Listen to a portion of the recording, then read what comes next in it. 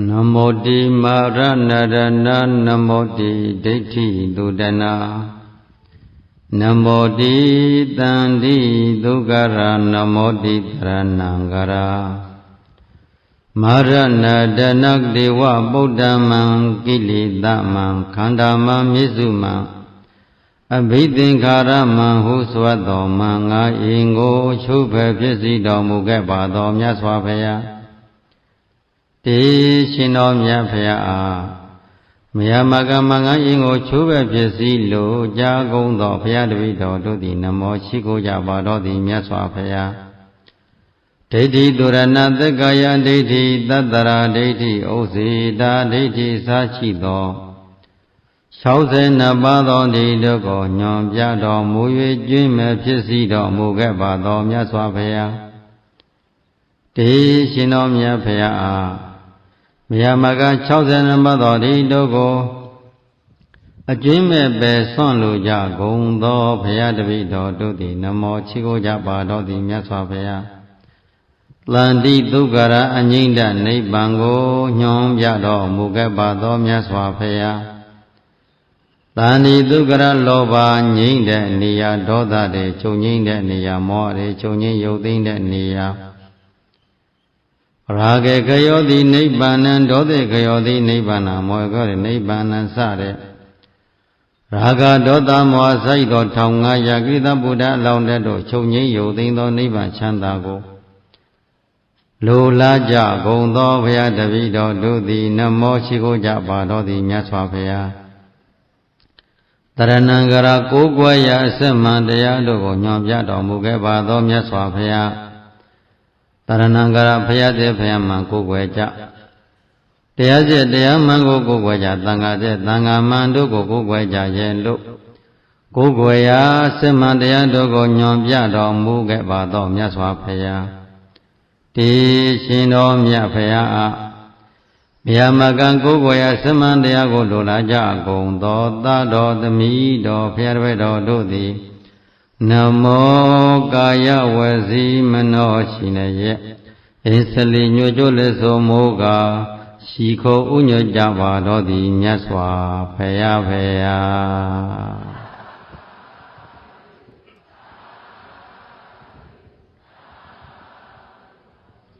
Chanyadata Thai Biro Dhyana Cha Dhyana Long Twin Cha Ini Payashin Liza Ngawa Kala Cha Obo Nyon Cha Bidana Do Mukhe Dhyado Bo Myong Mya Swa Tega Khanawaka Tanyuk Tanyuda Nike Dega Khanawaka Tanyuk Anisa Dogo Shikhan Bido Obi Bame Anisa Tota Shikhan Tayaro Lu Abo Pao No Padya Bali Obi Tidanaro Ligo Ve Chika Song Bido Khandane Mimi Ye Khanda Phitsinလေးတွေကိုတတိတံပစဉ္ညာချင်းပြီးတော့စိတ်ရဲ့ထွတ်မြောက်ရာစိတ်ရဲ့ငြိမ်းအေးရာစိတ်ရဲ့မိခိုးစရာကလေးကိုရရှိနိုင်ဖို့ခံစားသွားနိုင်ဖို့ဒီအရေးကြီးတယ်နော်ဒီစိတ်ဟာကိလေသာပြုသောအခိုးအငွေ့တို့ဖြင့်ရစ်မှုပြီးတော့နေလာခဲ့တဲ့ရစ်တကရစ်လာတကလာနှစ်တကနှစ်ဘဝတကဘဝဒီနဲလာများကြီးလားတရားဟောတဲ့ပုဂ္ဂိုလ်ရောတရားနာနေကြတဲ့တရားဓမ္မတွေတို့တန်ត្រာခရီးတဲ့တွေအတူတူပဲနော်တန်ត្រာခရီးတဲ့တွေပါအဲဒီတော့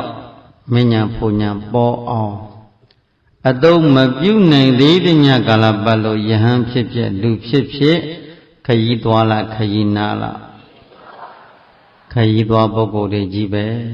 မညာတဝနဲ့ဆိုတမက်တဖို့ရထားရင်တော့ခရီးနာတဲ့ပုဂ္ဂိုလ်ပေါ့ဟုတ်လား အဲ့ဒါလို့မိမိရဲ့စိတ်ကလေးမှာစိတ်အစဉ်ထဲမှာဘုရားရှင်အဆုံးအမအတိတ္တဉာဏ်တတ်ကလေးတွေတည်တံ့ခွင့်ရသွားပြီ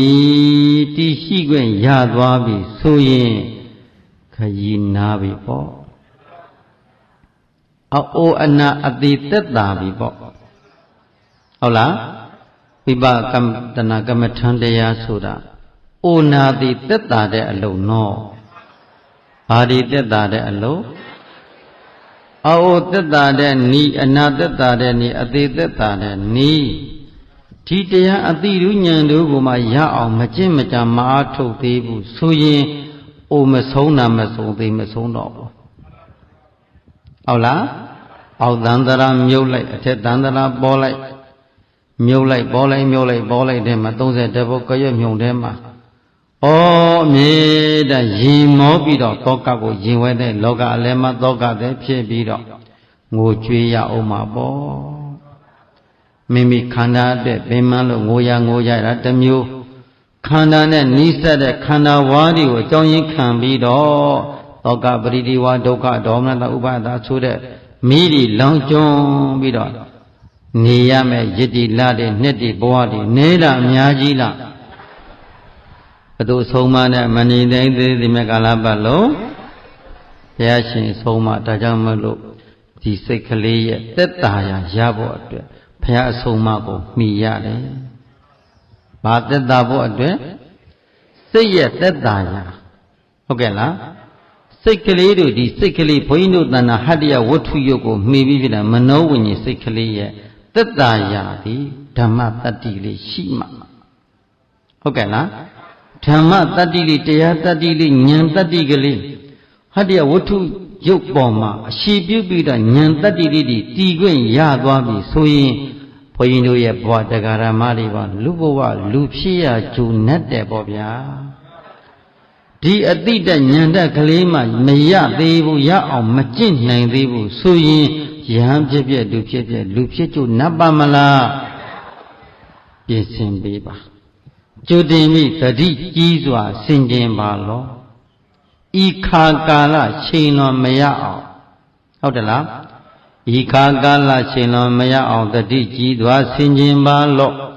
သင်ဤဘဝနောင်ကြမှာနောင်တများစွာမဖြစ်ရဘူးနောက်မှနောင်တမဖြစ်ရအောင်နောင်တမဖြစ်ရအောင်ကြိုတင်ပြီးတတိကြီးဖြင့်ဆင်ခြင်ထားပေးပါတော့ဘာကြောင့်လဲဆိုရင်ဘုန်းကြီးတို့ဘဝဟာတိတတ်အတိုင်းလေဘယ်လောက်ချမ်းသာဘယ်လောက်ကြွယ်ဝဘယ်လောက်ဘုန်းကြီးကြီးနာမည်တွေဘယ်လိုကြီးရာထူးတွေဘယ်လောက်ကြီးပစ္စည်းတွေဘယ်လောက်ချမ်းသာတဘဝတခဏလေးပါတဏ္ဍစာလေးပါတဘဝတဏ္ဍစာကလေးပါဟုတ်ကဲ့လားဘာတစ်ခုမှကိုယ်နောက်ကယူမသွားနိုင်ဘူးမို့လားယူသွားနိုင်တာကတိတတ်တဲ့အရှင်ကစပြီးတော့သေမင်းလက်တကောမအနှံငယ်လေးမှာကြိုတင်ပြီးကြင့်ကြံပွားများအားထုတ်တဲ့ဒါနကုသိုလ်တတ္တိသီလကုသိုလ်တတ္တိဝိပဿနာဘာဝနာကုသိုလ်တတ္တိဤကုသိုလ်ကံတတ္တိကကောင်းတဲ့နေရာကိုတင်ပိုးပြီးတော့သုက္ကတိဘဝမှာနိဗ္ဗာန်ကိုကျေစုပြုမယ်ဗျာရှင်းရလားသုက္ကတိဘဝမှာနိဗ္ဗာန်ကိုမဲ့အသီးသီးဖို့သေးအသီးကိုရရှိနိုင်တဲ့ကုသိုလ်တတ္တိလေးတွေနှလုံးသားထဲမှာများဖြည့်ထားဖို့မလိုဘူးလားဒါကိုယ်ပိုင်အလုပ်လေဘယ်သူလို့မနေ့ကဟောဆရာဝန်လေးတွေရောက်လာဆရာဝန်ကဘုရားတပည့်တော်မအားနိုင်ဘူးဘုရားမားတဲ့အထက်ကတပည့်တော်ထွက်ပြေးလာရတဲ့ရှင်လေးကိုပြေးယူလာရတာဟုတ်တယ်အားအောင်စောင့်နေမယ်ဆိုရင်တေတောင်မအားဘူးနော်တေတောင်တေတဲ့ပုဂ္ဂိုလ်တွေကအားသေးသွားသလားမအားပဲသေးသွားသလားမအားပဲသေးသွားတဲ့မသားတွေကြီးပဲအားသေးသွားတဲ့ပုဂ္ဂိုလ်ကအလွန်နည်းတယ်တရားသိကိန်းမိသေးတဲ့ပုဂ္ဂိုလ်ကြတော့အားသေးတာပေါ့တရားသိမရှိဘဲနဲ့သေးတဲ့ပုဂ္ဂိုလ်ကြတော့မအားပဲသေးတာဘဝတကြောပြန်လာပြန်ပြီးဟာသာယသမီးစီးပွားရေးနိုင်ငံရေးလူမှုရေးတွေနဲ့ဒါတွေပဲရှုပ်ချက်ခတ်ပြီးတော့နေမီနေရနေသွားမိသွားစားမိစားအစားနဲ့ Hey, Gidana be G Bido, or Goma Savini Shu, Dwadi Ju, Bayini Link, Matane, Poi, Waji Bova. Okay, no? Now, Nessa don't say to him, Diludi Kupiako Jamaba. Mabia, Dama, don't know me out of that ship. No? Don't know me at the chance of when I say your life is to don't know Macondo. I should say to them of your name. No? Don't have a Beluma Simabin with a Jamalo. Don't know Yaroshima, don't tire. Suabogo, Subabola, never did it. Melody Babu, Noma, Titi had it, the Atu that are deadly Chima Loyada. To never did it, Noma Loma Bo. Never did it, do Sure Pokoha. Mamyolime Yoga Taku, when Bobby Bo. Hola? Mamyolime Yoga, you do tiny when Bobby swing, Ketty, look when Yala Oman. Tandra the Jopiane Kama, Tondo Dwajina, Magondo Dwajina. Panet Dwalu, Kudo maybe Dwalu. Tajao. Poindo you are, Lisa de Bogodi Bono. Kudo Pime and Lodi, Miamia look traveled. Canadia, Yamabune Nilemana Banga, Yamedoji Yola, Tomato Boboro. Siaroji at a Bemaleta. A local Maanangu, Luga, Yangoma, Sekam, the Nangan Loma. When you have your to Majiro, Kudo Losura Hardy, a quaint Padaka Loya. No? When you balo de Homa, Setri Ponset, Mandri Ponset, or the Zomolaza and Gayanis of Poyin, Yakan, Kizino, or Katimbo. I was sitting my tongue about Tom Chowya, Joloshi. At Dangarodigo, the Betlugin. Tinga Sibidali, the Betlugin, Tinga, the Chintong lady, Bono, a go Mandri Lance, Mandima, the Bay a loaded top, Lama. He malachi Juni, Balo, Balubania, Yamala Joma. She died a go longo. Adima sitting my Dangaro about Tom Chowya, Jologo, but Sonoji law, Bidamane Ayoma, when you don't want to do the Lubono. Senior body, Senior Niali, my Pampoya. No? At the way the Loblola Ziri Valley, and Warinwaro, in the Werwa, lay down there, Ponyalo, Chet Low. I go in at Tomia, so Nene Sinabivasro, lay down there along the Chebot. And I go. Sitting kind of Yadashing a simple biba, Sedrigo. Where said the Lekan Pogone, Parisima Tabi Babono, Tiam Jaganda Dinole, Pisiti, Dingani, Yada Dingani Yoshinoli, book kind of me. And the Moji, the Mojon, Kala Jojo, Jordan Pisin Bido, Pioneers wing, Kudu Sura, the Garamari, Yadashima, Yadamola. Kuduha, Yadoshima, Moya to my Yikanyadali. Neighbor Kama Yikano Yamala. Begudu Misubo Kama Kudu, Lakota Kudu. Kama Kudu, Kamu, Shik and Ankoma, Lokotara Kudu, Nebega, Miamia, Messi Fosico, Jazzy that day. Hotela? Sixanda Munyari. Kudu Mima Shida Bogua, Sixanda. Bashanda. Sixanda, Dokujama be the town. City got near them, my edit the done city canada, oh, Nibido. Pa Ayone, feed on him. Ah, I go to your Kudu Ayoboya. Tana Dilla Shamba, Wibatana Gudu. Megudu, Foguduri, Aria Boane, Tandra Lanki, Sedome, Suyi, Yahana, Pite Chindi, Bedo Kama, Outama Jabuya. Outama Jabuya. Okay, la. Kudu Shilo no, Bashilo Yadoma Yuyad, Pidoma Yuyad, Pida Boko Shiba, Yuda Boko Machidam Ship, Yuda Boko Shidoma, Pida Boko Shiba Ma, Binaye or Odela, Pida Sura Niyama, Pida Zagalong of Yaga, Sagalu Corelli, Sagata, Sonje, Ludanji. Junga di Sonje Lu Dambu Kudu Pipa Galelo, me Arahata Menya Ponya Junga. Ikudu Serena di Arahata Menya Ponya de Pipa. နော်ဣဒံပုညဘာဂအရဟတံပါပုဏ္ဏတိဤကုသိုလ်ကောင်းမှုသည်အရဟတမေညာဘုံညာပြဖြစ်ပါစေခဏလေးဟာတခါကြီးဥဒ္ဒန်ထောင်းတို့စီမံကြတယ်မှာလျှက်စစ်မိတာဘုရားကငဲတယ်ထွန်စပါငဲတော့တရားရှိအခု400အားဆင်းနေတယ်ဟိုရောက်တော့နည်းနည်းအေးသွားတယ်နော်အဆင်မပြေဘူးလားအဆင်ပြေတယ်စိတ်အေးသွားတာပဲအဲ့ဒါမှကုန်ကြတဲ့နဝကမ္မကြီးလည်းဘုန်းကြီးပဲလှူသွားမှာဟုတ်လားဘုန်းကြီးမှာရှိတဲ့နဝကမ္မတွေကလိုအပ်ရာတွေကိုသာသနာတော်အတွက်လိုအပ်တဲ့နေရာလေးပံ့ပိုးဖို့ဟိုတနေ့ကပြောခဲ့တယ်လို့ပေါ့ဘုန်းကြီးမှာကျမ်းမာတဲ့ဆေးဖောင်ဒေးရှင်းတနည်းအားဖြင့်ရောက်ဆရာတော်ဖောင်ဒေးရှင်းအဲ့ဒီကရရှိတဲ့ဆောင်မြတ်တရားသာသနာမှာလိုအပ်တာလေးတွေသာသနာတဲ့လောကအတွက်မိမိတို့ကိုအကြောင်းကြီးခံပြီးဖြစ်ပေါ်လာသောပစ္စည်းတို့ကိုလောကသို့လောကသားများအတွက်လည်းပဲမိခိုစေရမယ်အကျိုးများစေရမယ်သာသနာတော်အတွက်လည်းအကျိုးများစေရမယ်ဓမ္မကျေးဇူးအမြဲတမ်းကြီးမားနေမှာအဲဒါလို့ပြုလုပ်ထားသော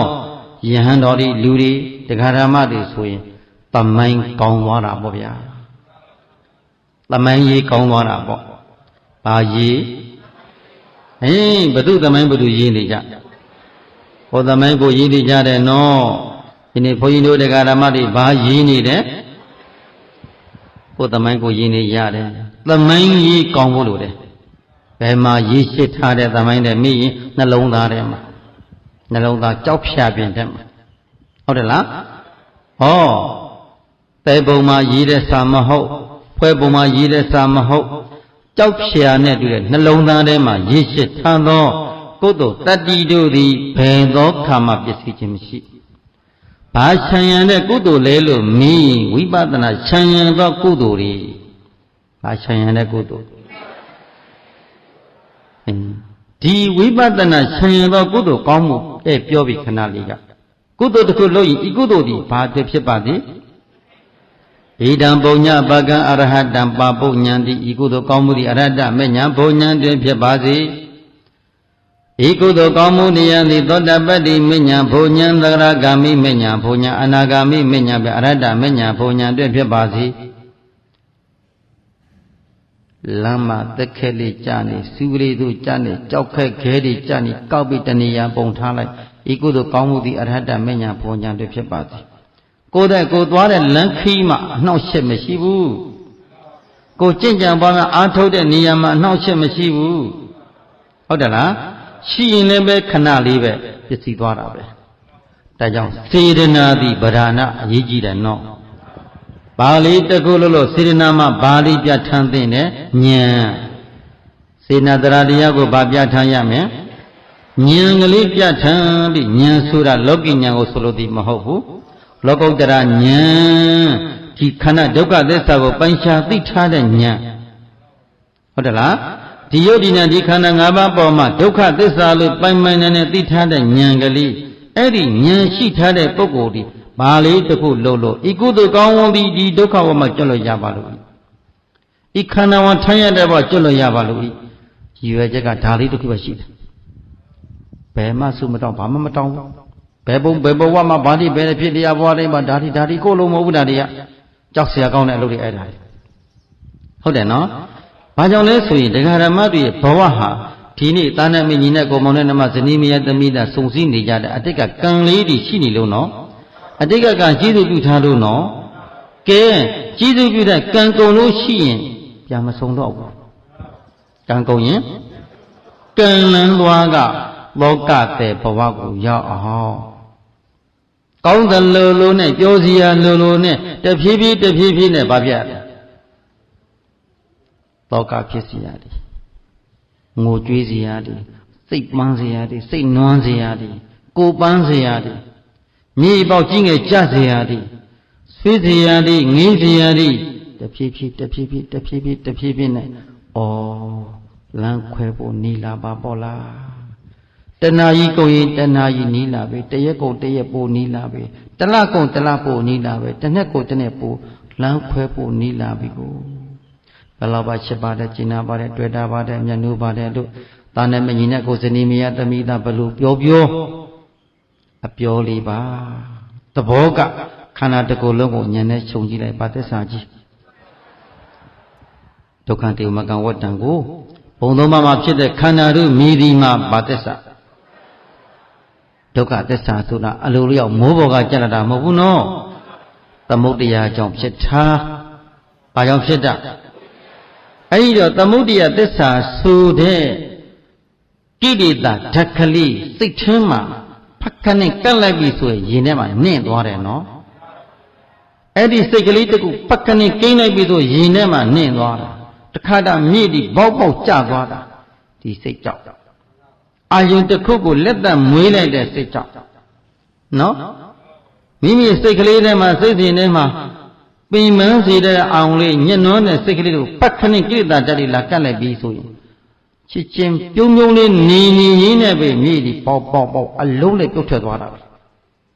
မြေပေါက်ကြီးကအလုံးကိုပြုတ်ထွက်သွားခြင်းဒီမိမိခံစားရတဲ့စိတ်ဟာတောကဖြစ်သွားတာပရိဒီဝဖြစ်သွားပြီစန့်ကျင်ဘက်ကိုကုသိုလ်နဲ့အကုသိုလ်ဟာဆန့်ကျင်ဘက်နော်တခါတည်းကုသိုလ်လုပ်ရင်းနဲ့ဘသူပါဖြစ်သွားပြီတဲ့ဘယ်လိုဖြစ်သွားပြီတဲ့ဟာရင်မောလိုက်ရပြန်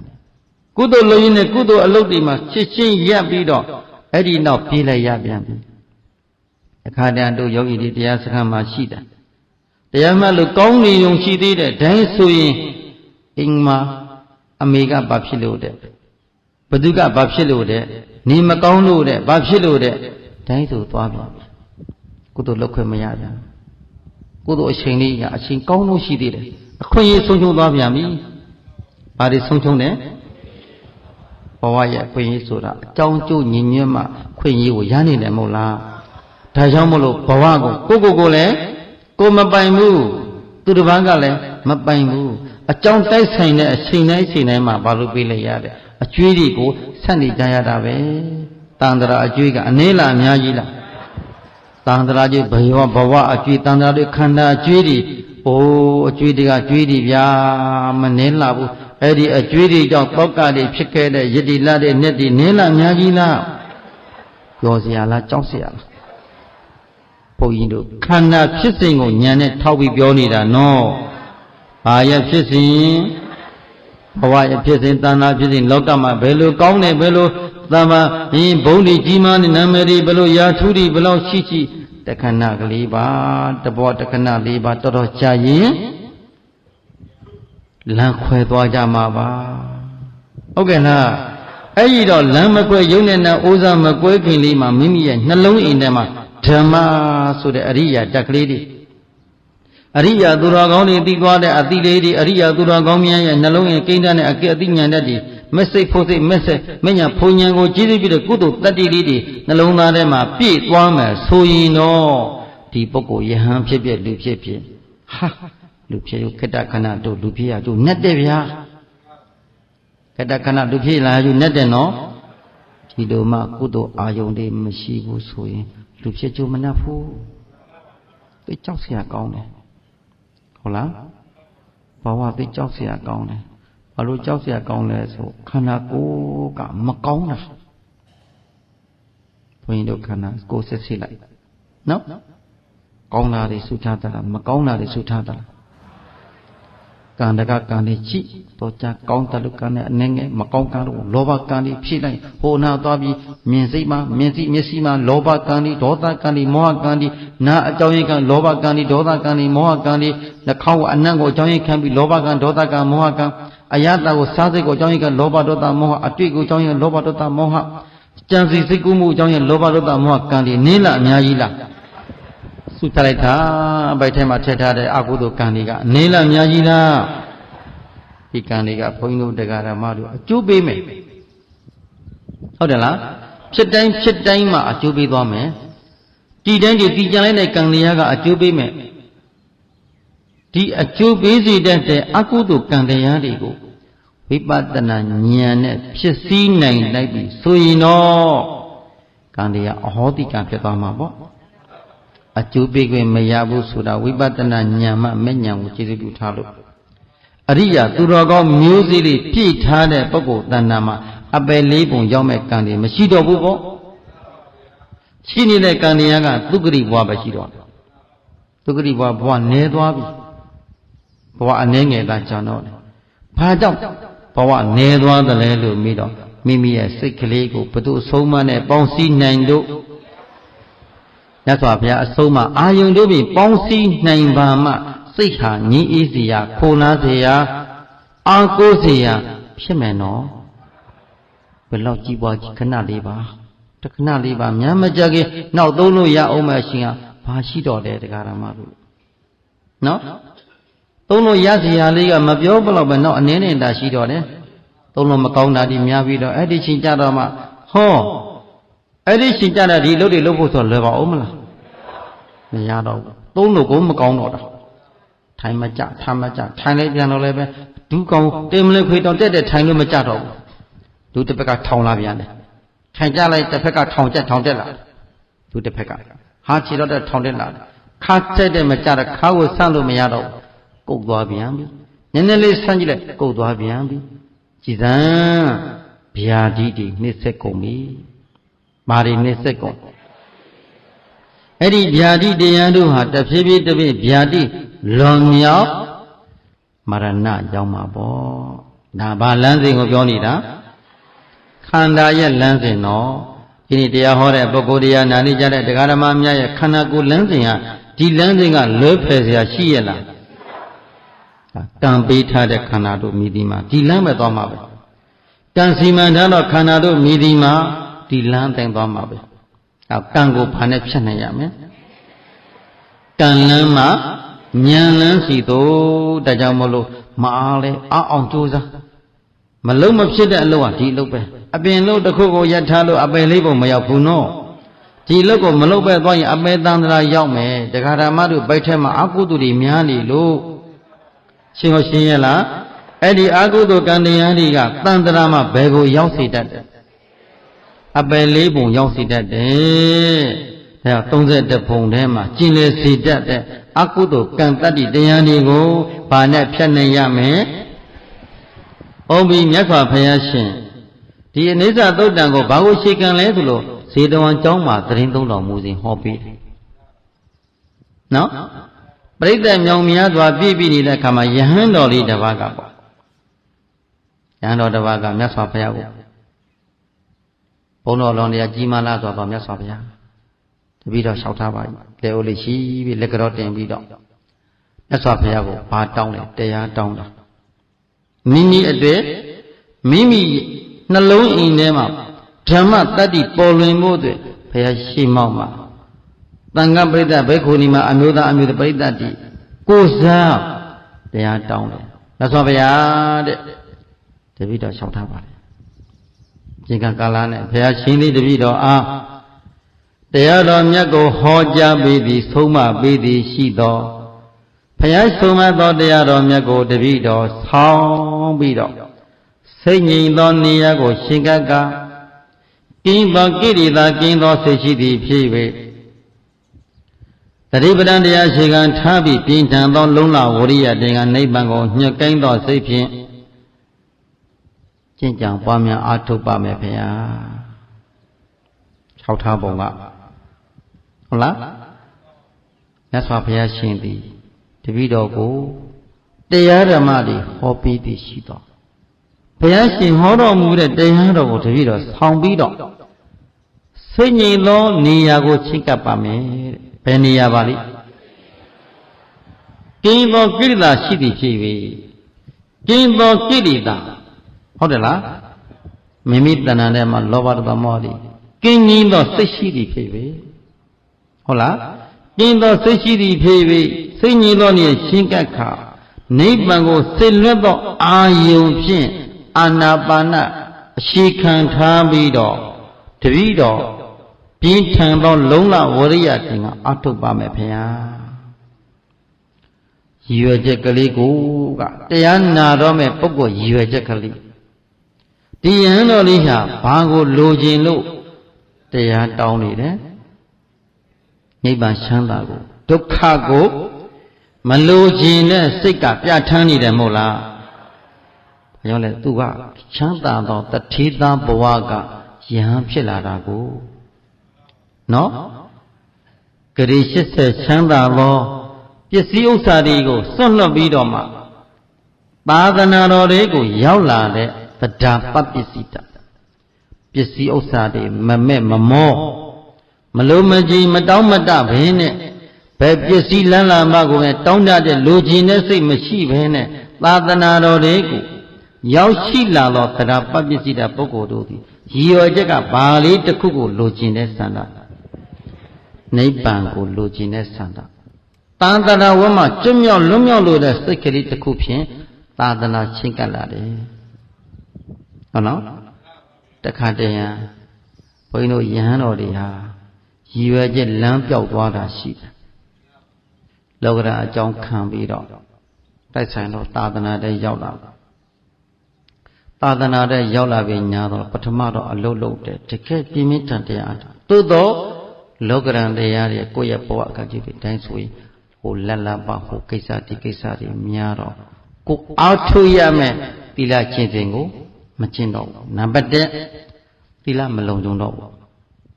ဟုတ်တယ်နော်သီလတရားတွေမလုံခြုံတော့ဘူးဆိုရင်တမာတိကျင့်စဉ်နဲ့သတိပဋ္ဌာန်တရားတွေကိုမေ့လျော့သွားပြီဝိပဿနာဆိုတဲ့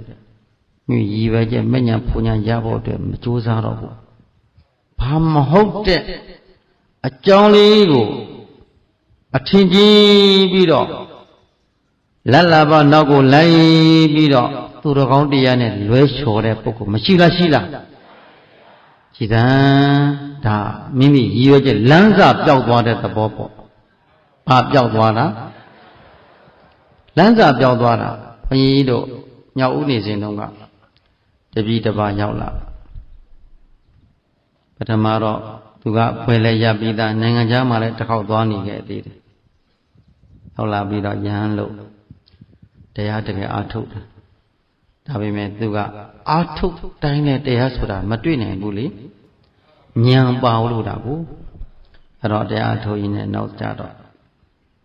တချို့နေရာတရားဒီနေရာကနောက်တနေရာသွားတော့အစားအသောက်ကိုသူမခံနိုင်ဘူးအစားအသောက်မခံနိုင်တော့နည်းနည်းမကောင်းဖြစ်တော့အိမ်ခဏပြန်အိမ်ကလူတွေကစီယုံလိုက်တော့လူထွက်သွားရောကဲနှမျိုးဖို့ကောင်းလိုက်တာလူတယောက်ရဲ့ဘဝကံကြမ္မာဆိုတာတရားဓမ္မတွေကိုယ်ဒီပရဏအရေးကြီးတယ်နော်အဲလူထွက်သွားတယ်ဆိုဘုန်းကြီးစီတော့ဘာမှအကြောင်းမကြားပါဘူးဒီနေ့ဒီတိုင်းလူထွက်ပြီးမှဘုန်းကြီးစီကိုတစ်ခါဖုံးတစ်ခါဆက်ပြီးဘယ်တော့မှမလာတော့ဒီကူတော့သူရန်ကုန်မှာရှိတယ်လို့ပြောတာချာရန်ကုန်မှာနှစ်ပေါင်း30ကျော်လောက်ရှိပါပြီနော်ရည်ရွယ်ချက်တွေလမ်းစာပျောက်သွားတာဆိုတာပေါ့နော်တချို့ပုဂ္ဂိုလ်တွေကတော့ရှိတော့ရှိနေတယ်အလုပ်မလုပ်ဘူးကိုယ်ပိုင်လုပ်ရမယ်အလုပ်တွေမလုပ်တော့ဘူးပထမတော့ဟုတ်တယ်လို့နဲ့လုံးမလို့နဲ့လာစားတုန်းကတော့ဘုရင်ခဏနာပြောသလိုအေယာမခေါင်းကြီးနဲ့ခရုချောင်းဖမ်းမလို့ခရုကိုချောင်းဖမ်းမယ်လေဖမ်းမလို့တစ်ခါခေါင်းကြည့်တာခရုကိုခေါင်းကြည့်စီရလိုသလားခရုလေးရွာဆွေသွားတဲ့ကောင်လေးကိုခေါင်းကြည့်စီရမလိုဘူးလေဒါမှလာတော့ကတော့ချမယ်ဘာလုပ်မယ်ဘာကင်မယ်ဘယ်လိုမနေမနာမအိမ်မနေငါအပြတ်မှတ်မယ်ဘယ်လိုလားအဲ့ဒါကိုဘယ်လိုဆိုတယ်အေယာမခေါင်းကြီးနဲ့ခရုချောင်းဖမ်းဖို့လာလားအဲယောဂီတွေမလားပါမှာပေါ့မဟုတ်လားပါလားအပြတ်ချမယ်ရရှိရအချင်းကထူးရထူးမထူးယူရမယ်အမေဘုန်းကြီးစကားလေးတခါတည်းရတာကိုအဲ့တော့တကယ်တည်းလူရင်းနဲ့ဝေဒနာတွေကလည်းပေါ်မှတ်ကလည်းအစင်မပြေမှတ်လို့ကလည်းမရအဲ့တော့လည်းကိုယ်အိယာတွေပြောင်းတော့အိယာလည်းအစင်မပြေအိယာလည်းပြည့်အိရှင်လည်းတစ်မျိုးတော်တော်ကြာဝေဒနာတဲ့မှတ်လို့ကောင်းလိုက်မကောင်းလိုက်မကောင်းတာကများလို့ခန္ဓာတောင့်လိမ့်ပြီလားယောနော်တောင့်လိမ့်လာတော့ဘာဖြစ်လဲဆိုတော့လောလောရင်းနဲ့ဘာဖြစ်လဲဒါမှမဟုတ်တော့ဘူးထင်ပါစိတ်တည်းကြောက်လေဟုတ်ကဲ့လားဒါဒီမိမိရဲ့စိတ်စဉ်ကိုတရားပညာနဲ့မပေါင်းစည်းလို့အရာတိုင်းမှာလူတယောက်ရဲ့အထွတ်ထိပ်ကိုရောက်ဖို့ဆိုတာကိုယ်တာပဒါနနားလိုက်တယ်နော် မိမိရဲ့စိတ်ကလေးကို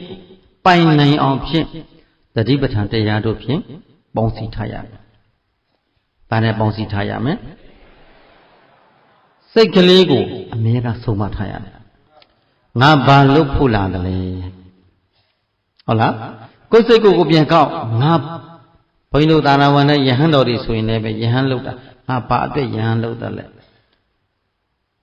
ငါစားစရာမရှိတောက်စရာမရှိနေစရာမရှိလို့လာတာမဟုတ်ဘူးလူကြီးရွယ်ချက်ကတရားလေးလူချင်းတို့တရားအထုတ်ချင်းတရားအပြတ်တက်လူချင်းလို့ဟုတ်တယ်နော်ဒါကိုအဓိကစိတ်ကိုငွေထားရလမ်းစာပြောင်းမသွားစေရဟုတ်ကဲ့လားအဲဒီတော့မိမိစိတ်တွေကဒီစိတ်ပိုင်းဆိုင်ရာလေးတွေကိုကြည်လင်တန့်ရှင်းသောအာယုန်တို့ဖြင့်ပေါင်းစည်းပြီးတော့မိမိစိတ်ရဲ့ထွက်ပေါက်ကလေးကိုတတိအာယုန်တို့ဖြင့်အမြဲတမ်းပေါင်းစည်းနိုင်ရတယ်နော်တတိရဲ့ထွက်ပေါက်သည်ငြိမ်းအေးသောအာယုန်ဟုတ်တယ်လားစိတ်ရဲ့ထွက်ပေါက်သည်ပါတယ်ငြိမ်းအေးသောအာယုန်အဲ့ဒီငြိမ်းအေးသောအာယုန်တက်ကလေးငြိမ်းချမ်းတဲ့စိတ်တွေမိမိစိတ်ကိုပူလောင်ခြင်းကင်းပြီးငြိမ်းအေးတဲ့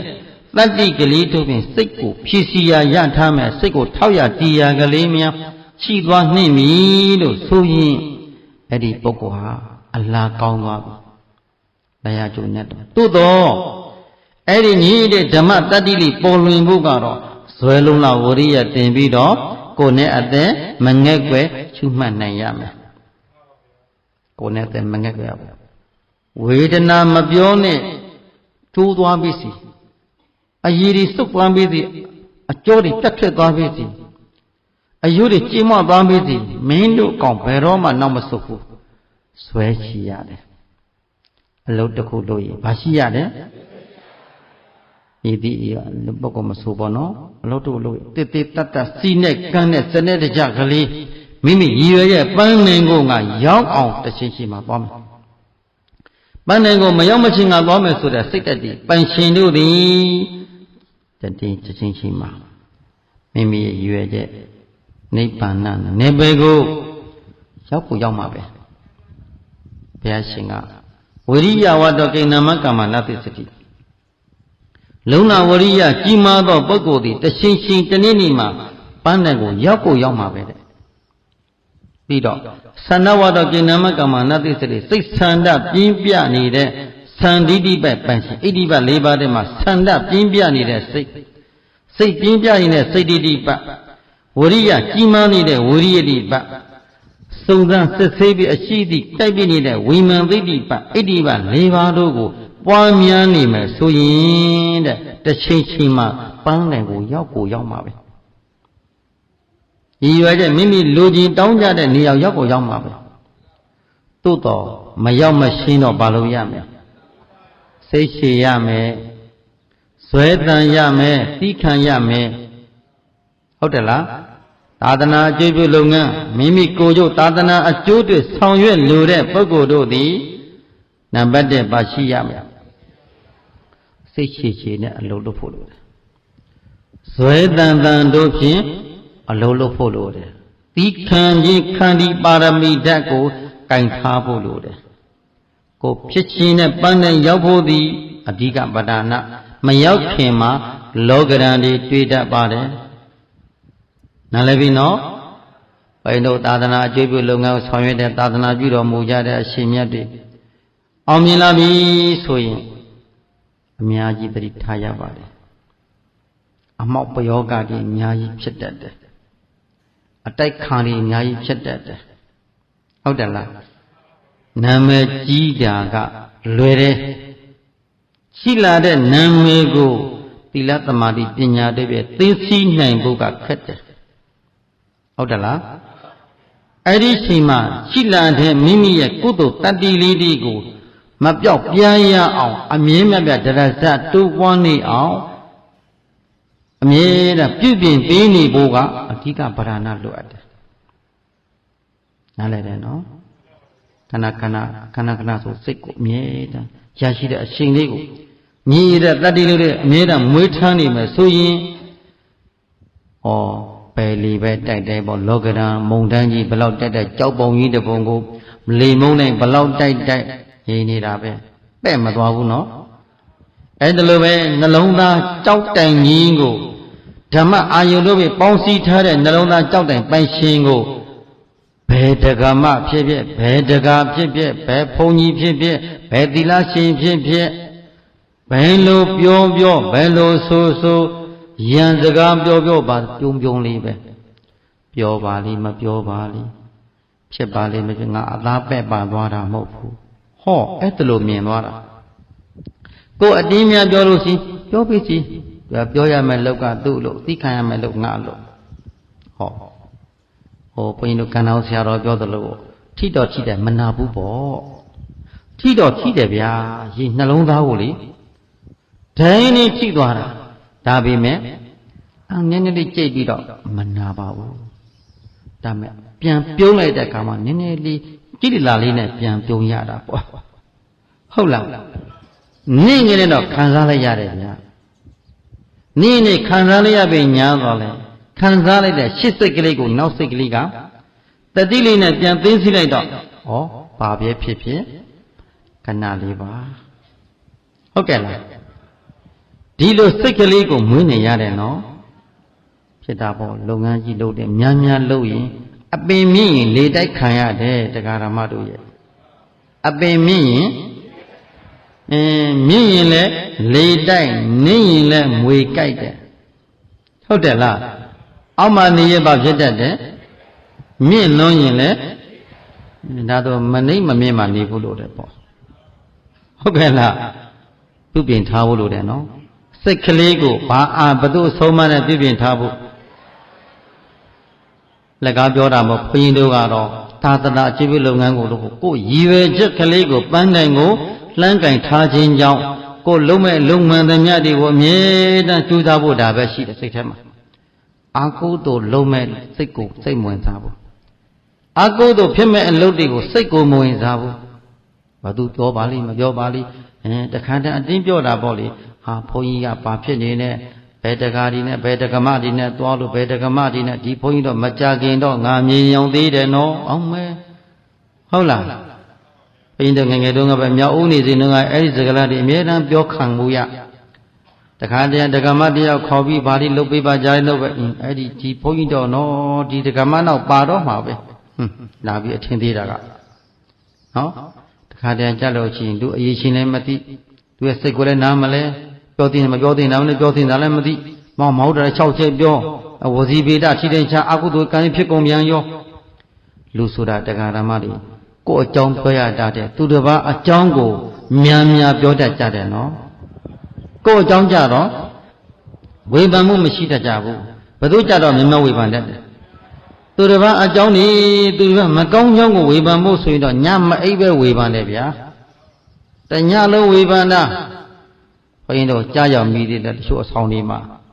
ဝေဖန်တာမရှိဘူးလားရှိလား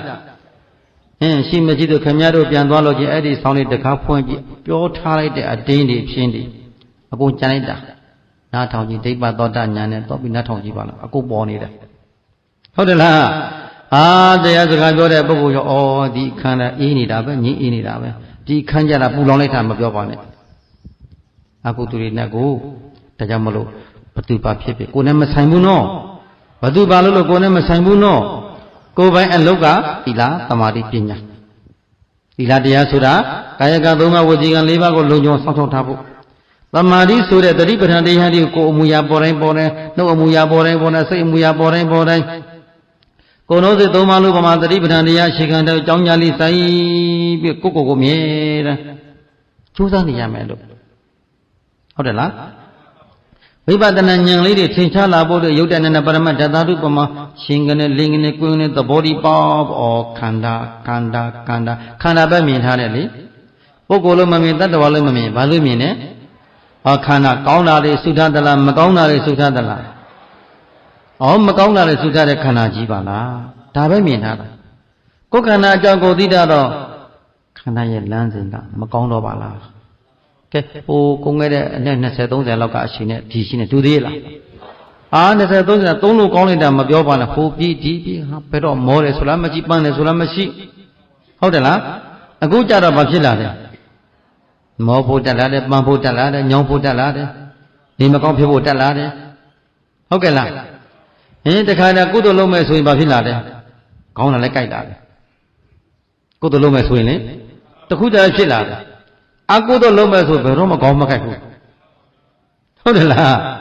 ပုထုဇဉ်ရဲ့စိတ်ဆိုတာခက်တယ်တရားဓမ္မတွေခဏလေးကိုတော်တစ်ပါးတပည့်တော့ခေါင်းမှုလို့စိတ်ခံသွားလိုက်အောင်မယ်တဲ့အောင်မယ်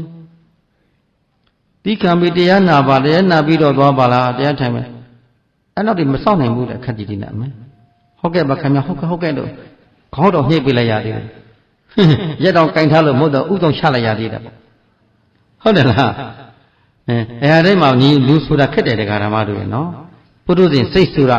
ယဟန်တို့ပဲလေးပဲစိတ်ထဲမှာဒီကမ္မထာအာယုတို့ပဲတွေ့မရှိဘူးဆိုရင်တမ္မန်ခန္ဓာဖြစ်စဉ်ကလေးကိုငဲ့တတ်တယ်စကားပြောတာဘုန်းကြီးတို့အရင်တော့တရားအထုတ်စဉ်တော့နေမကောင်းဖြစ်တာပေါ့တော်တယ်မဟုတ်ငှက်ဖြားပြီးဖြစ်ဘယ်ငှက်ဖြားမပြောနဲ့သေသွားပြီစီငါသေသွားလို့ရှိငါအတွက်နေရာရှိပြီးသားအ ਨੇ ဆုံးနတ်ပြည်မှာငါနေရာရှိပြီးသားဒီကုသိုလ်စဉ္ညာဒီနတ်ပြည်မှာငါတဆင့်အားထုတ်ရင်အမညာဘုံညာပေါ်သွားမယ်အလုလုပြတ်ပြတ်တာစိတ်ကိုပြတ်သားပြီးသားနော်စေတနာပြတ်သားပြီးသားဆိုရင်ဘယ်လိုလောကရန်တွေတွေတရားဓမ္မတွေသစ္စေနမေသမောနဲ့ဒီဣတ္တမေသစ္စာပါတိငါဒီဘယ်ရွယ်ချက်ပဲဒီအလုံးလုံးနေသလဲကိုယ်သစ္စာတွေ့တယ်ငါဘယ်လူမျိုးရဲ့အတွက်မရှိပုဂ္ဂိုလ်ရဲ့မရှိသာသနာတော်ကြီးအတွက်မြတ်စွာဘုရားအဆုံးအမတရားတော်တွေကိုမျှဝေခံစားဖို့အတွက်ဒီအလုပ်တွေလုပ်နေတာငါတရားဟောခဲ့တာလည်းပဲဘယ်လူမျိုးဘယ်ပုဂ္ဂိုလ်အတွက်မဟုတ်သာသနာတော်ကြီးအတွက်မြတ်စွာဘုရားဆုံးမတဲ့သီလသမာဓိပညာတရားတွေကိုတရားဓမ္မများတဏ္ဍမှာကိုလိုတည်တံ့စေခြင်းနဲ့ဆန္ဒဖြစ်တာဟောခြင်းပြောခြင်းသာသနာပြုခြင်းတာဖြစ်တယ်ဘယ်ပုဂ္ဂိုလ်အတွက်မရှိဘူးဘယ်လူမျိုးအတွက်ဘယ်ဘာသာအတွက်မှမဟုတ်ဘူး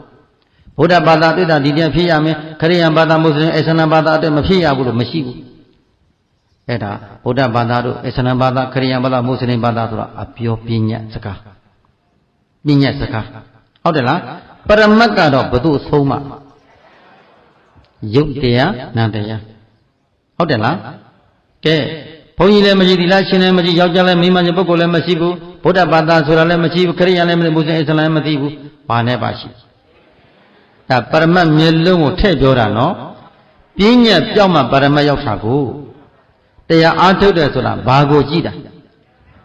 ပရမတ်ယုံနံကိုကြည့်တယ်မဟုတ်လားဘုန်းကြီးခန္ဓာကြည့်ရတာမဟုတ်ဘူးနော်သီလရှင်ခန္ဓာအမျိုးသားခန္ဓာအမျိုးသမီးခန္ဓာယောက်ျားမိန်းမဘယ်လိုပုဂ္ဂိုလ်ဘယ်လူမျိုးခန္ဓာကိုကြည့်တာမဟုတ်ဘူးနော်ဘာကိုကြည့်တာပရမတ်ယုံနံကိုကြည့်တာဒါကြောင့်မလို့တာယုံနံကိုငါဆွဲလို့မာခဲလို့သေသူတင်ညံမွေးတဲ့ပုထုဇဉ်ရဲ့သူမမြင်အကန့်ယုံနံတွေကြော်ကြမ်းလို့လိန်ညာမှမသိပြန်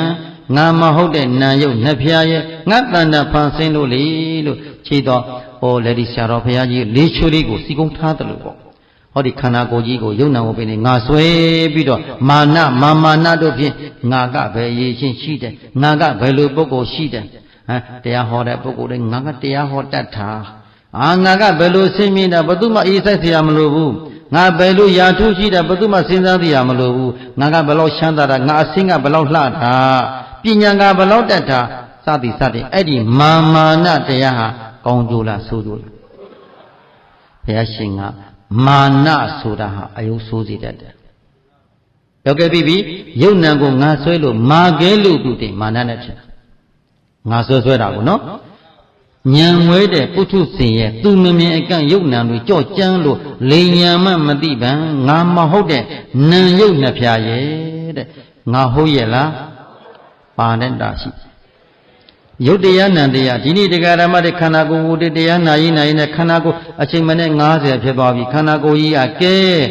ချမ်းသာတာလားဖောက်ပြန်နေတယ်လားတခါတည်းတင်းပြီးတော့ပြတယ်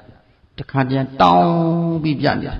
တခါတည်းအောင့်တက်လာတယ်တခါတည်းကျင်တက်လာတခါတည်းရားရံလာတယ်တခါတည်းပူတက်လာတယ်တခါတည်းထုံတက်လာတယ်ဟိုနာကနှိမ့်ဆက်ဒီနာကနှိမ့်ဆက်ဟိုကဖောက်ဒီကဖောက်ဘသူကပြနေတာခန္ဓာကပြတာနော်လူတူတယောက်ကဝင်ပြီးပြတာလားခန္ဓာကပြတာလားမပေါ်ပါသေးနဲ့လို့တားလို့ရ ခန္ဓာနဲ့ကိုစားကောင်းတောက်ကောင်းနေရကောင်းနေနဲ့ကြွေးခဲ့ပြီးမွေးခဲ့ပြီးစောင့်ချောက်ထားပြီးနော်ဒီလိုတရားလေးတဏှာရီတမချမ်းသာလေးတရားလေးနာပြရစီချမ်းသာတရားလေးမှတ်ပြရစီစင်စင်ရဲမပြပါနဲ့ချမ်းသာလည်းမှတ်ပြရစီလို့တားထားလို့ရအနိစ္စလေးခန္ဓာကအနိစ္စလားအနိစ္စလားဘုရားရှင်ကတရားတောင်းပန်ထားတဲ့ယဟန်တော်လေးจิตယဟန်တဲ့အကျင့်တရားသည်မြဲမြံမှုမရှိမြဲမြံမှုမရှိတဲ့အာယုံပေါ်မှာမြဲမြံမရှိတဲ့သဘောကိုပယ်စွန့်ပါလိဒါပဲဟောလိုက်တယ်ဘုရားက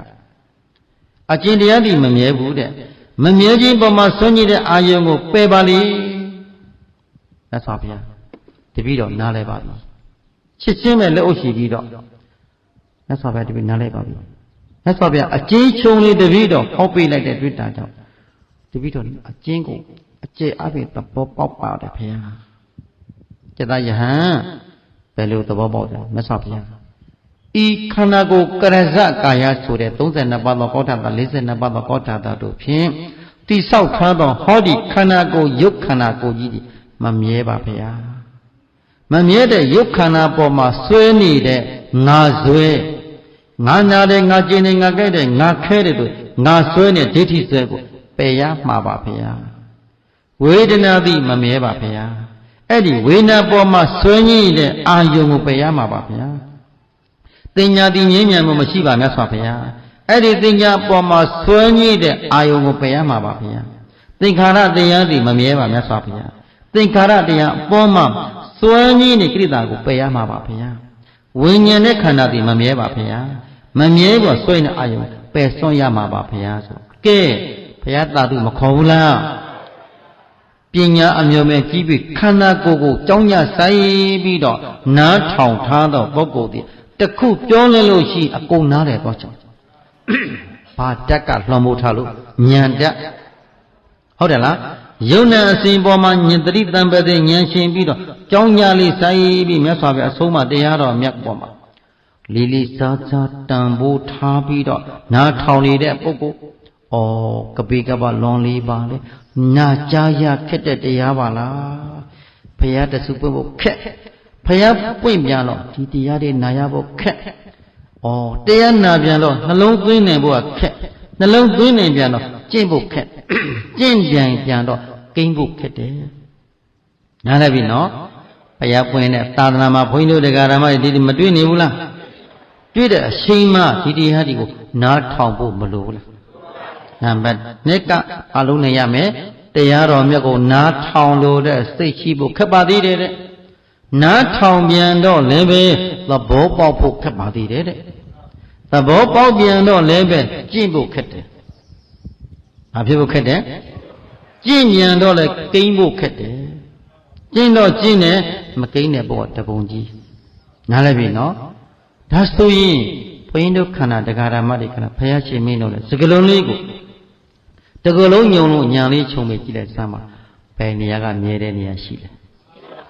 စပင်းဆန်ချောင်းကရှစ်သက်လက်သက်တကလုံးကိုညာလေးနဲ့ခြုံပြီးကြည့်လိုက်စမ်းခန္ဓာကိုယ်တို့မြဲတဲ့နေရာလေးရှိသလားတော့ကြဟိုနာတင်းသွားပြီတခါတည်းမှတ်ရင်မဲနဲ့အံကျန်းသွားသလိုဖြစ်နေပြန်အာရွဲ့သလိုဖြစ်နေပြန်တယ်မျက်နာကြီးချုံသွားသလိုဖြစ်နေပြန်ရင်ပတ်ကြီးကိုအတင်းဆုပ်ထားသလိုဖြစ်နေပြန်ရင်မောအသက်ရှူကိုချက်သွားပြန်ပြီဟာလူတယောက်အတင်းဖက်ထားသလိုလိုအပေါ်တဲ့ဖိချထားသလိုလိုအမျိုးသူမဖောက်ပြန်ဘူးလားသွားပြီးတော့တန်တရားမဖြစ်နဲ့အာငါဘသူဘာလုပ်ပါလိဘာဖြစ်ပါလိဘသူမှဘာမလုပ်ဘူးနော်ဘသူကပြနေတာခန္ဓာအရှိတိုင်းပြနေတာလေးကိုစိတ်ကိုချောချတာခန္ဓာချောချအေးရိုးရိုးလေးမှန်မှန်လေးချူပြီးခန္ဓာပေါ်တဲ့နေရာလေးကိုတတိနဲ့ကပ်ပြီးတော့ဗာမြောင်ကြည့်ရမယ်အနိစ္စမြောင်ကြည့်မမြဲတဲ့ခန္ဓာကမမြဲတဲ့တရားပြနေပါပေါ်လားဟုတ်တယ်လားငါလို့မဆွဲလိုက်နဲ့သူအဖြစ်နဲ့မဆွဲလိုက်နဲ့ပုဂ္ဂိုလ်တ attva ဖြစ်မဆွဲလိုက်နဲ့ဟုတ်တယ်နော်အရှိတိုင်းပြနေတယ်ဘာတိုင်းပြနေတယ်ခန္ဓာရှိပေါ်မှာထိုးထွင်းဉာဏ်တို့ဖြင့်ဉာဏ်နဲ့ကြည့်နိုင်ပါမှဘာဝတန်ဖို့ရှိတယ်နော်ခန္ဓာကိုယ်ဖြစ်စဉ်ကိုထိုးထွင်းဉာဏ်မကြည့်နိုင်ဘူးဆိုရင်လူဖြစ်ဖြစ်ယဟန်ဖြစ်ဖြစ်ရင်မောရမယ် ဘာလို့ခန္ဓာတို့မြည်ဒီမှာကိုထားတယ်လို့မှမနေပဲသူ့သဘောသူဆောင်းနေတဲ့အနိစ္စခန္ဓာအမြဲတမ်းဖောက်ပြန်ပစ္စည်းပြတဲ့အနိစ္စခန္ဓာဒါကိုမြတ်စွာဘုရားကအနိစ္စခယတိနာခယတိနာစက္ကန့်နဲ့စက္ကန့်နဲ့ကုန်ခန်းပစ္စည်းနေခြင်းကြောင့်အနိစ္စမမြဲဘူးအကုန်ခန်းပစ္စည်းနေတယ်ကွာတဖြုတ်ဖြုတ်တလုံးလုံးတရွရွတမောမောလေးတွေဖြစ်ပြီးပြည့်နေတဲ့မြင်အောင်ကြည့်ဘုသူကပြောနေတယ်ခန္ဓာကပြတာကလေးတွေကိုဘုန်းကြီးတို့တရားဓမ္မတွေဒီကလေးဝါဝလေးညံသွင်းပြီးစိတ်ကိုတက်ကောင်းတက်တာလေးနဲ့ကြိုက်ခတ်ပြီးမကြည့်ရဘူးလား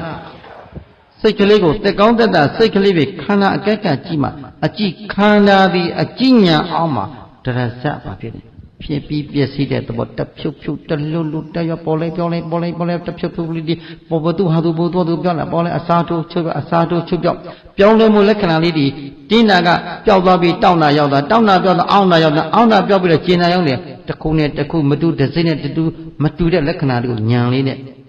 လှန်လို့အကဲကပ်ပြီးမြည်နေမယ်ထင်ရှားနေမယ်ဆိုရင်အဲဒီခန္ဓာညံရောက်ပြီဘာရောက်ပြီခန္ဓာညာရောက်သောကပြောက်တယ်နော်ငါဆွဲစရာရှိတာပုဂ္ဂိုလ်ဆွဲစရာရှိတာဘုရားရှင်ရဲ့အာဘောကိုဉာဏ်ဖြင့်အဖြေပေးလိုက်တယ်နော်ယဟန်တော်လေးကဘာနဲ့ဖြေပေးတယ်ဘုရားရှင်ကအကျင့်တရားပြီးမမြဲဘူးပေါ်မှာဆွဲလန်းတဲ့အာယုကိုပယ်ပါလိမ့်ဟုတ်တယ်နော်ရုပ်ပြီးမမြဲပါဗျာရုပ်ပေါ်မှာငါဆွဲမှုအာယုံကိုပယ်ပါငါလည်းမကြည့်သူလည်းပုဂ္ဂိုလ်လည်းတ attva လည်းမရှိတာကဖြစ်ပြီးပစ္စည်းမှုသဘောသာရှိတယ်ရှင်းတယ်နော်ဘာသဘောသာရှိပါလိမ့်တရဇတ်ဖြစ်တရဇတ်ပြည့်နေစက္ကန့်တိုင်းဖြစ်ပြီးစက္ကန့်နဲ့ပြည့်နေသဘောလက္ခဏာတက်ကလေးကိုမမြဲခြင်းလက္ခဏာတက်ကလေးကိုဉာဏ်နဲ့ကတ်လို့မကြည့်ရဘူးလားအဲ့ဒါလို့ကြည့်မှရှေ့စိတ်ရဲ့ပြောင်းလဲမှုလက္ခဏာလေးကိုနောက်စိတ်နဲ့ကြည့်မှရှေ့ကဖြစ်နောက်ကမယ်ဒုက္ခသစ္စာမှာမေဃသစ္စာတို့မေဃသစ္စာမှာនិရောဓသစ္စာတို့ဆိုရင်ဘုန်းကြီးတို့တရားဓမ္မတို့အိုသက်တာသွားပြီလေအိုနာတိသက်တာသွားပြီလေဘဝရတန်ဖို့ဆိုတာအဲ့ဒီအတိတလုံးအမျက်ဆုံးတော့ဘာတလုံးခန္ဓာဖြစ်စိမ့်ပေါ်မှာထိုးထွင်းကွန်းကမြင်လိုက်တဲ့အတိအရိယာတို့သိတဲ့အရိယာဓာတ်ကလေးဒီနှလုံးသားထဲမှာတီမလူဖြစ်ကြနတ်တယ်နော်ဒါကြောင့်မို့လို့လူဖြစ်ကြနတ်ပါစေလို့မေတ္တာပို့ရင်အချိန်နာရီကုံဆုံးသွားခြင်းကြောင့်ဣဒံပုညဘာကံဗုဒ္ဓရှင်တော်မြတ်ဖရာရှင်ဟောဘောညွန်ပြခဲ့သောတရားအတိတဉာဏ်တတ်တို့ကိုသုံးသပ်ဆင်ခြင်နာယူမှတ်သားရပါကုသိုလ်စေနာတရားဆွမ်းအားတို့ကြောင့်ဧကန္တတကိရာဂာမိဒေါသမိမောဟမိဇာတိမိဇရာမိမရဏမိသောကမိပရိဒဝမိဒုက္ခဒေါနဥပဒါဆိုတဲ့မိဆက်တတိတို့၏ခယံကုန်ခန်းရာဖြစ်သောနိဗ္ဗာန်ဘေမကအင်းများလာသောဗမေချမ်းသာပိုချမ်းသာနိဗ္ဗာန်ချမ်းသာကိုဤဟိတိဆက်ရောက်နိုင်အောင်ကြိုးစားနိုင်ကြပါစေကုန်သတည်း